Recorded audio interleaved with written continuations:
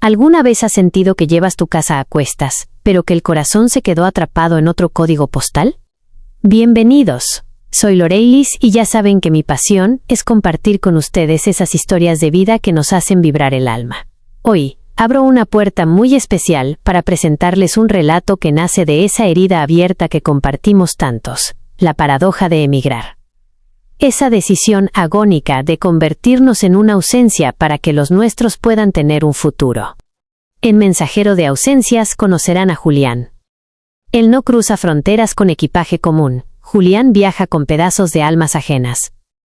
En su maleta guarda cartas que huelen a nostalgia, fotos de niños que crecen a la distancia y abrazos que se quedaron suspendidos en el tiempo. Él es el caracol que dejó su propio caparazón atrás para salvar a su familia, convirtiéndose en el puente de miles, mientras el puente hacia su propio pasado, poco a poco, se desmoronaba. Pero, ¿qué sucede cuando el mensajero descubre que el paquete más importante es, precisamente, el que nunca se atrevió a entregar? Esta historia es para ti. Si te fuiste buscando una vida mejor. Si te quedaste esperando un regreso que parece eterno. O si simplemente sabes que el sacrificio tiene un precio que no se paga con dinero sino con instantes perdidos que no vuelven. No te pierdas ni un segundo de este viaje emocional. Pero antes de empezar, me muero por saber. ¿Desde qué rincón del mundo me escuchas hoy? ¿Hasta dónde está llegando mi voz?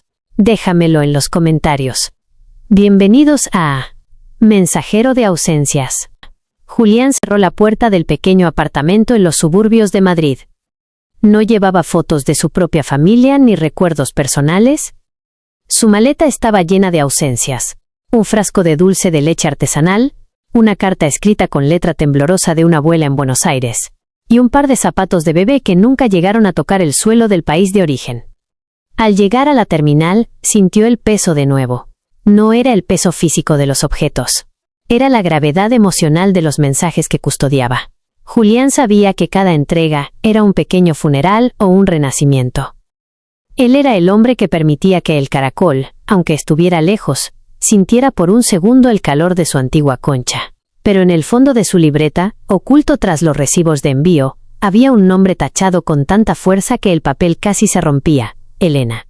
Una dirección en un pueblo costero que Julián evitaba mirar pero que dictaba cada uno de sus pasos. Julián entrega el último paquete del día y se queda mirando el teléfono. ¿Qué pasaría si el mensajero decidiera por una vez entregar un mensaje propio? ¿Es Elena el motivo por el que Julián se dedica a vivir las vidas de otros para no enfrentar la suya? ¿Quién crees que es Elena en la vida de Julián? Julián estaba sentado en un banco de madera en la estación de tren, rodeado de gente que corría hacia destinos concretos. Él, en cambio, siempre sentía que habitaba un mientras tanto. Revisaba la lista de entregas para la mañana siguiente cuando su teléfono, ese aparato que usualmente solo vibraba con direcciones y mapas, dejó escapar una melodía que no había sonado en años. No era un número guardado, pero Julián se sabía de memoria cada dígito. El código de área era el de aquel pueblo costero, donde el mar golpea con fuerza, y las despedidas huelen a sal. ¿Hola? Su voz sonó pequeña, como si temiera romper el silencio de una tumba. Al otro lado, no hubo palabras de inmediato, solo una respiración agitada, el sonido del viento filtrándose por un micrófono y finalmente, una voz que pronunció su nombre con una mezcla de reproche y alivio. Julián, soy yo. Ya no puedo seguir guardando esto. Tienes que venir. No por mí, sino por lo que dejaste en el jardín el día que decidiste ser un caracol sin casa. Era Elena, pero no era la Elena de sus recuerdos, la de la risa fácil. Era una mujer que sonaba como alguien que ha cargado con el peso de dos ausencias durante demasiado tiempo. Julián colgó sin responder, pero sus manos no dejaban de temblar. Miró su maleta llena de encargos ajenos, bufandas, fotos, cartas de amor de extraños. Por primera vez en años, sintió que el mensajero se había quedado sin palabras. ¿Qué fue lo que Julián dejó en el jardín? ¿Un secreto, una promesa rota, o algo que ha crecido sin él durante todo este tiempo? Julián guardó el teléfono en el fondo de su mochila, como si al esconder el aparato pudiera acallar el eco de la voz de Elena. El corazón le golpeaba las costillas, recordándole que seguía vivo, aunque él se empeñara en ser solo un espectro que transporta nostalgias. No podía ir, no todavía. El caracol tenía demasiado miedo de que, al volver al jardín, descubriera que ya no queda ni rastro de su rastro. En lugar de comprar un billete hacia la costa, Julián aceptó 3 encargos nuevos en una sola tarde. Eran entregas de urgencia emocional. Se encontró en un piso compartido, entregando una cajita de madera que contenía tierra seca de un patio en Michoacán. El hombre que la recibió, un obrero de manos agrietadas por el cemento y el frío de la ciudad, hundió los dedos en el polvo y cerró los ojos. Julián se quedó allí, observando cómo aquel hombre recuperaba su patria en un puñado de tierra, mientras él mismo sentía que se desintegraba. «Gracias, oficial», le dijo el hombre, confundiéndolo con alguien de autoridad por su porte serio. «Usted no sabe lo que es no tener dónde pisar que se sienta propio». Julián asintió en silencio. Lo sabía mejor que nadie. Él no pisaba, él flotaba sobre las ausencias que entregaba. Cada gracias era un ladrillo con el que intentaba tapar el agujero que la llamada de Elena había dejado en su pecho. Pero esa noche, al llegar a su cuarto vacío, el silencio no era paz. Era el grito de lo que dejó en aquel jardín esperando ser reclamado. Julián abre su libreta y por primera vez no tacha el nombre de Elena. Se queda mirando la tinta corrida, preguntándose si el mensajero de ausencias puede entregarle un mensaje a su propio pasado antes de que sea demasiado tarde. ¿Qué hay en ese jardín que Elena custodia con tanto recelo? Julián intentó perderse en el bullicio de la estación central, arrastrando su maleta como si fuera un ancla. Fue allí, sentado en un café de paso, donde conoció a don Elías, un hombre de 70 años con la piel curtida por soles de otros hemisferios, y una maleta que parecía más vieja que él mismo. Don Elías no esperaba un paquete, él era, en esencia, el paquete. «Llevo 3 días sentado aquí, hijo», le dijo el anciano a Julián sin que éste le preguntara nada. «Vine a buscar a mi nieto, pero el miedo me tiene pegado al asiento. Me pregunto si me reconocerá después de 15 años de mandarle solo fotos y billetes doblados». Julián sintió un escalofrío. Era la viva imagen del caracol que, tras una vida de andar, finalmente llega al jardín y teme que las flores ya no huelan a lo que él recuerda. «Usted cumplió, don Elías. Les dio de comer desde lejos», intentó consolarlo Julián, usando las mismas palabras con las que él se autoengañaba cada noche. El anciano lo miró con unos ojos nublados pero sabios, y soltó la verdad que Julián evitaba. «El hambre del estómago se quita con pan, muchacho. Pero el hambre del abrazo, esa solo se quita estando. Yo fui un gran proveedor, pero fui un pésimo padre. No dejes que te pase lo mismo. No seas un mensajero de las vidas de otros, mientras la tuya se queda sin remitente». Don Elías se levantó, tomó su maleta y con un temblor valiente, caminó hacia la salida. Julián se quedó solo, con el eco de esas palabras rebotando en su pecho. Sacó el teléfono. El nombre de Elena brillaba en la pantalla, reclamando su lugar. Julián se pone de pie. Por primera vez en años, no busca la lista de entregas pendientes. Busca el horario de los trenes que viajan hacia el sur, hacia la costa, hacia el jardín donde dejó algo sembrado. ¿Tendrá el valor de llegar hasta el final del trayecto o el miedo a ser un extraño en su propia tierra lo hará bajar en la siguiente estación?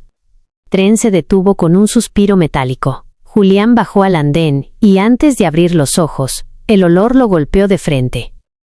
Una mezcla de salitre, brea de los botes pesqueros, y ese aroma a tierra mojada que solo existe en su pueblo.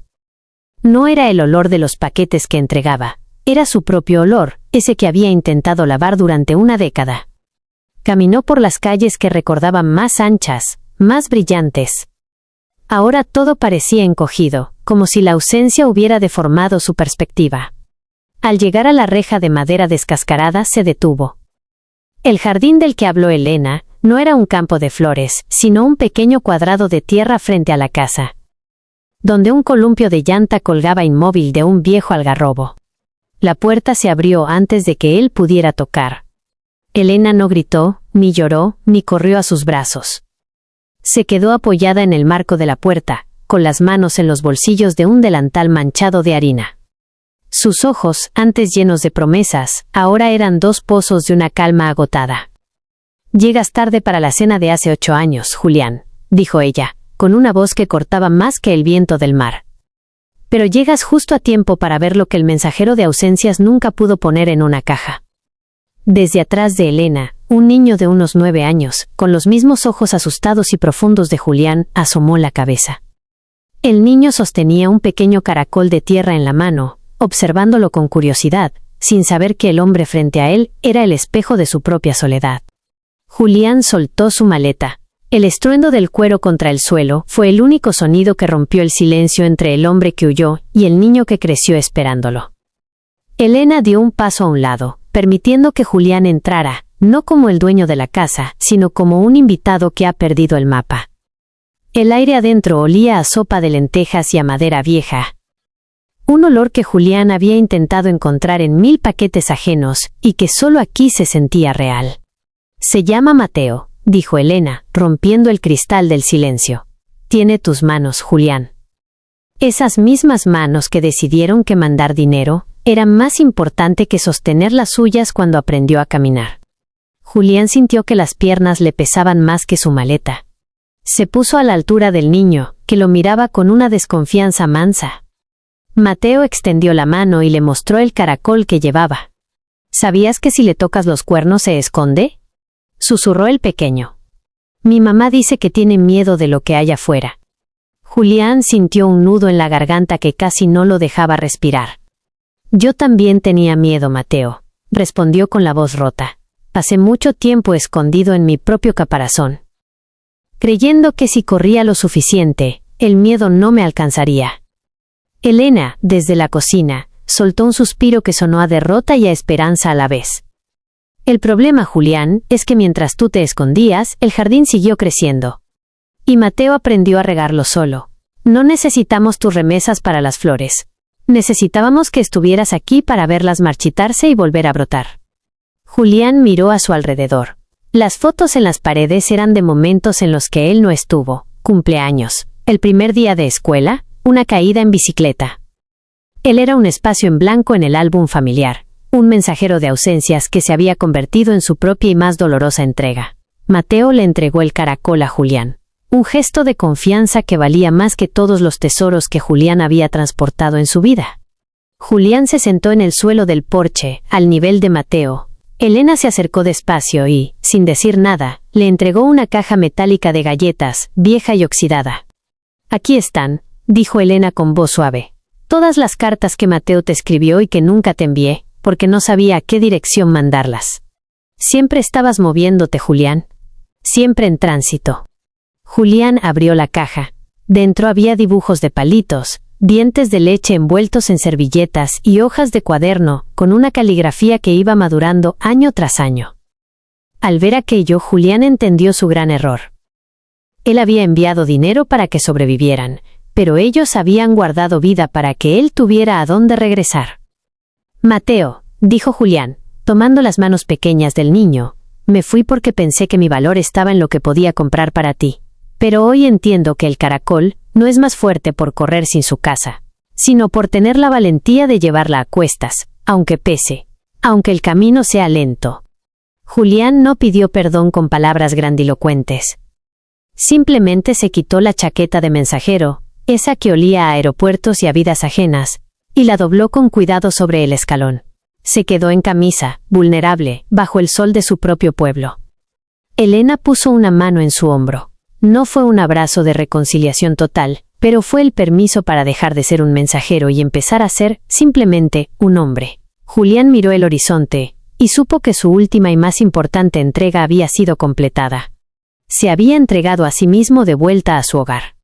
El caracol finalmente dejó de huir. Descubrió que la casa no era un lugar en el mapa, sino el valor de quedarse cuando lo más fácil es partir. Julián ya no llevará ausencias ajenas. Ahora tiene la tarea más difícil y hermosa de todas: llenar los huecos que su propia ausencia dejó. ¿Qué harías tú si tuvieras la oportunidad de recuperar el tiempo perdido? Esta historia de mensajero de ausencias es para todos los que tienen el corazón dividido por una frontera, porque al final del día, todos somos un poco como Julián. Todos llevamos una maleta invisible cargada de palabras que no dijimos, y de abrazos que pospusimos para un mañana que nunca llegó. Pero hoy, esta historia nos recuerda que la verdadera frontera no es la que marca un mapa, sino la que nosotros mismos levantamos cuando dejamos que el miedo pese más que el amor. Julián entregó su último paquete y, al hacerlo, se entregó a sí mismo la oportunidad de volver a empezar. ¿Y tú, qué paquete estás listo para abrir hoy? No dejes que tu maleta se llene de polvo. El tiempo no se recupera, pero el presente es un regalo que todavía tienes en las manos. Si esta historia tocó alguna fibra de tu corazón, no olvides compartirla con ese ser querido que, aunque esté lejos, siempre habita en tu mismo código postal emocional. Gracias por permitirme ser, hoy, tu mensajera de historias. Soy Loreilis y recuerda, no importa cuántas fronteras cruces, nunca dejes atrás el camino de regreso a ti mismo. Nos vemos en el próximo capítulo de nuestras vidas.